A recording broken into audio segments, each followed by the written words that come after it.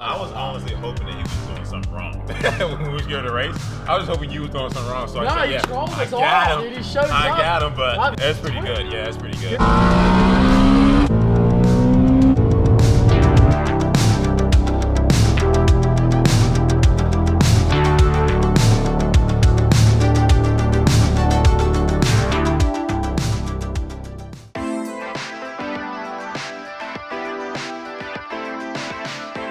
Good afternoon, everyone, and welcome to the channel. If you're stopping in for the first time, I am Corey, and this is Driveway Demons.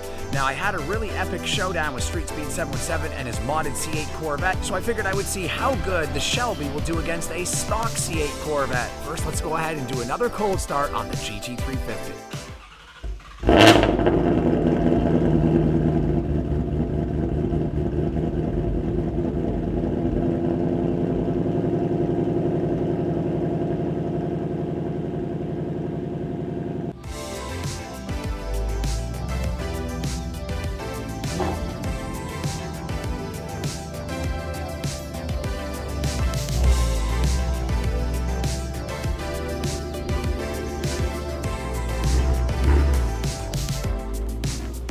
Whatever you want, I'll settle for nothing, as long as we can keep the fire. I'll do whatever you do, follow you anywhere, if our chances are getting brighter. But I want you to know, I can't help but fight this feeling. I want you to try. The really cool part about Top Coat F11, as you guys could see, I just sprayed the car down, and the pressure washing was enough to get all the dirt off without having to physically touch the paint, so not creating any swirl marks. Now what I really plan to do is go around, and any panel that has light scratches or swirls, I'm gonna hit it with some polish and then hit the whole car with Top Coat F11. And that will make the car pretty much look like it came off the showroom floor again, because it was quite dirty after going to PA. It really was. If you guys plan on doing something like this to your car, you can use a clay bar if you're just taking out minor imperfections. However, if you have really soiled paint, you may have to hit with 2500 grit or 2000 grit sandpaper and then hit it with a compound. With cars that are generally a year old or less, you're not gonna have to ever think about something like that. So what I recommend is getting different size cutting pads. Now this right here is a cutting pad for compound or scratch remover. Then the next one right here is a soft final touching swirl remove, scratch remove, and polishing pad. That is a finishing pad, and that's what I use for sometimes minor scratch removing. And then of course I use that for the final polish, which I'll show you guys here. This stuff right here is non-abrasive. You can use it to get out minor scratches and swirls, and it will not scratch the paint, so you're not gonna wear your clear coat down with this. It's really hard to explain how this works, but it's non-abrasive, and it's the best stuff you can use for getting out swirls and scratches that's affordable. This is the compound that I would recommend that you can get. Now there is some professional grade compounds that I use, like Presta and a few others, but this, for the price, you can't go wrong. This is what you would use with the orange pad to take out swirls and scratches and slightly deeper scratches than, say, the mild ones you would get by wiping with a cloth. Any imperfections in the paint, this would be your go-to. So really, if you guys have imperfections in the paint, what I recommend is figuring out how bad the scratches are. If they seem like they're a little bit more than light swirls, you hit it with the compound and a medium cutting pad. You don't want to use a coarse cutting pad because that would be too much. And then you'll go over here to the Scratch X and you'll use the blue fine cutting pad, and you'll use that with the Scratch X and the polish. And then as soon as you're done with that, you will switch over to the black pad I showed you, which is the ultra fine cutting pad, and you use that again with polish. Then you'll finalize with your wax or F11 or anything that you might be using.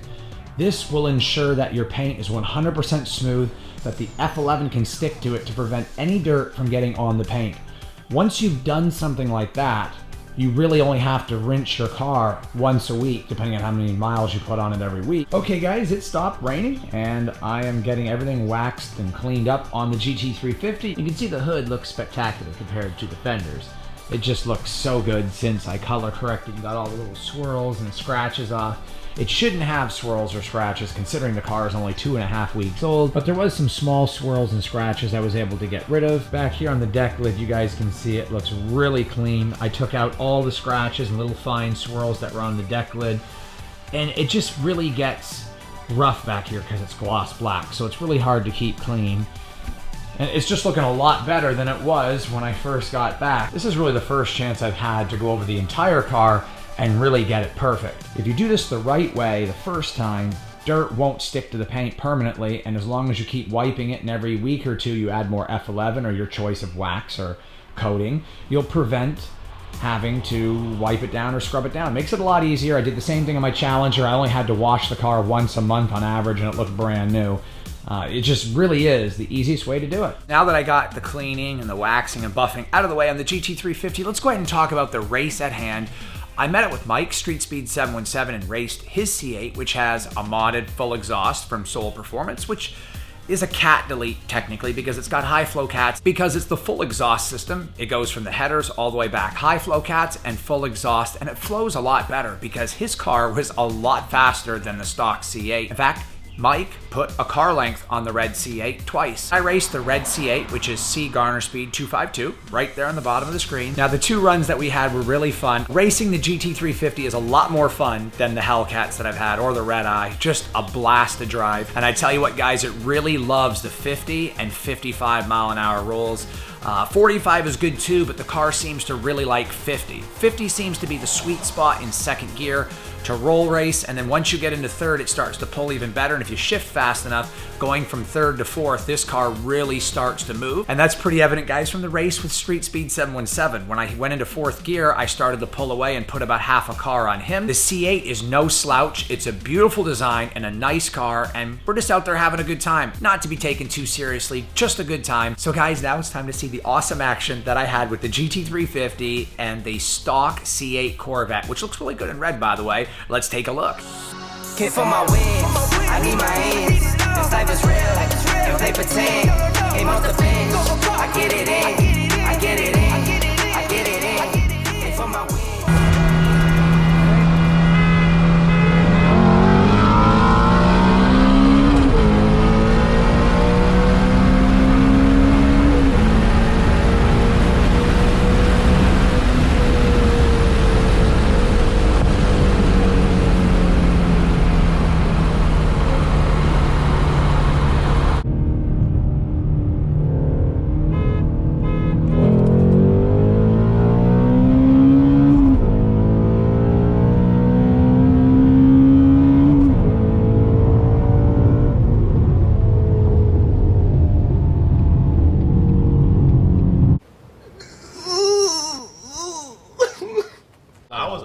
hoping that he was just doing something wrong when we was going to race. I was hoping you was doing something wrong. So no, I said, he trolled us I all, got him. dude. He shows up. I got him, but that's pretty good. Yeah, that's pretty good. So we got a fellow North Carolina boy, C Garner Speed 252.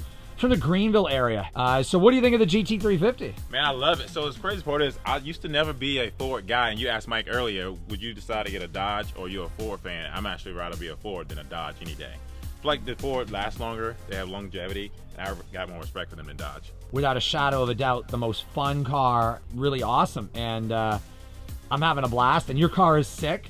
So if you guys like C8 Corvettes, or if you like Corvettes in general, if you're a Corvette guy, you definitely got to check out C Garner Speed 252. We did link up at the YouTube call out, so I've met you before, but it's been like a year and some change. Torch Red, which is a classic color. One of the first ones. One of the first ones, and if you guys like Corvettes, then you know that red is pretty much like the staple color for a Corvette. Right. The interior, I noticed you went with a very different interior. You're the only YouTuber with this interior. Yeah, I'm trying to be the only YouTuber try to be different at all times. This one's different on the interior, completely different than Mike's or TJ's. So right. That's good because you want to be a little bit different. Absolutely. So that is definitely a good choice. You were smart on that one. You want to be a little different. Plus, I like it too. You can't go wrong with a black and beige interior. The only thing is you just got to be very careful not to spill anything on the seats and stuff like that. Yeah. I like how everything comes back real tight back here. The engine being mid-engine, you can see it right to the back window. Absolutely. And I think that's just sick right there. Yeah. It really is. Yeah. You can still smell it.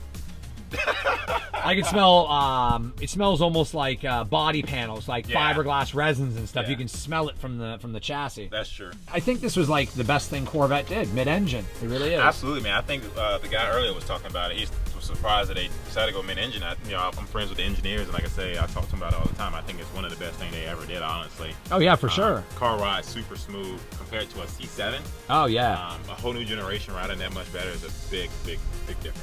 So there you guys have it, a stock C8 versus my bolt-on tuned GT350 on E85. Pretty much the outcome I expected. 2 car lengths in the first run and about a half a car in the second.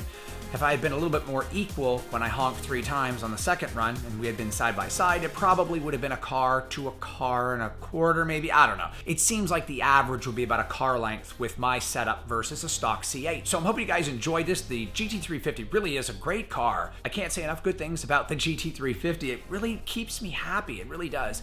I enjoy driving the GT350 more than any other car I've ever owned. And I know that may sound like kind of a fib considering I had the Hellcat and the Red Eye, or a couple of Hellcats and a Red Eye, and then of course the SRT Durango, SRT Jeep, but it really is a great car and I thoroughly enjoy driving it. It really is a blast. I just can't say enough. I'm like so happy driving it. Like it's just exciting and exhilarating. If you've never driven the GT350, I highly recommend doing it. Now I am waiting on my GT350 crate to show up from Ford Performance. I'm gonna go over that with you guys and show you exactly what you get when you buy a GT350 or a GT350R or even a GT500 or a GT500 track pack. Those 4 vehicles come with this really awesome crate from Ford. It's a supplemental owner's package. I'm gonna show you guys that. It's really cool. I got a lot more content coming up on the GT350. I'm gonna go ahead and get the stock X-Pipe back on the car and set it up like a GT350R. I'm gonna show you guys that right now. Right here, guys, is the stock X-Pipe.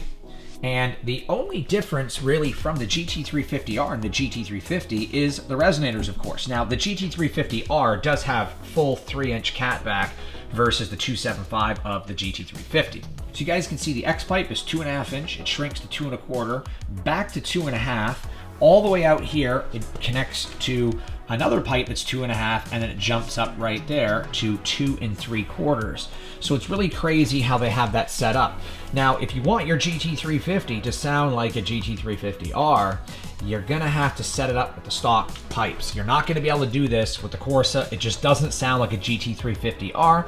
And I've been learning about this stuff on my car to get it right and share this experience with you guys. So what I'm gonna do is cut the resonators right here. I'm gonna cut them right there. And then I'm going to cut right here. As you guys can see, that's right where it goes. 2.5 meets 2.5, and then it flares up to 275. So I'm gonna cut right there in the weld, take 275 or 2 3/4 inch pipe and slide it over this 2.5 pipe right there until it meets up right there, which is 2 3/4. So essentially what I'm doing is going from right here all the way up to this 2.75 or 2 3/4 pipe right there, eliminating the resonator with a 2.75 pipe. That is really the only way to do it, and the reason I say that is because the whole exhaust is 2.75. All the X pipes you guys are going to be looking at online, including the Corsa, are 3-inch. And that's the problem with the exhaust system, is you don't want to be running a 3-inch X pipe with a 2 3/4 exhaust. That's the reason why it doesn't sound right. So the best way to do it is to link the X-Pipe up to the exhaust the exact same way the GT350R is. That means once I do this with 2 3/4 pipe, or 2.75 inch pipe, from the X-Pipe right there, all the way up there to the exhaust, it'll be equal exhaust. And that's the big thing here. You really want the pipes to be 100% equal. Well, I'm hoping you guys enjoyed the race and some information about the GT350 and the upcoming mods that I have planned. And it's, like I said, a really fun time driving this car. It really is a blessing to be able to own a car like this. I thoroughly enjoy it. Stay safe, stay home if you can. We're gonna all get through this. I'm trying to provide you guys with the best content I can in the meantime. But I am having a blast doing it, and I'm doing it for you guys, so I'm hoping you enjoyed it. Be sure to check out my other channels right there on the screen, and be sure to check out the new GT350 merchandise right below this video, and of course the join button for exclusive perks supporting the channel, and so I can keep making these videos for you guys. Take care, guys. Have a great day, and I will see all of you on the next upload. Take care, guys.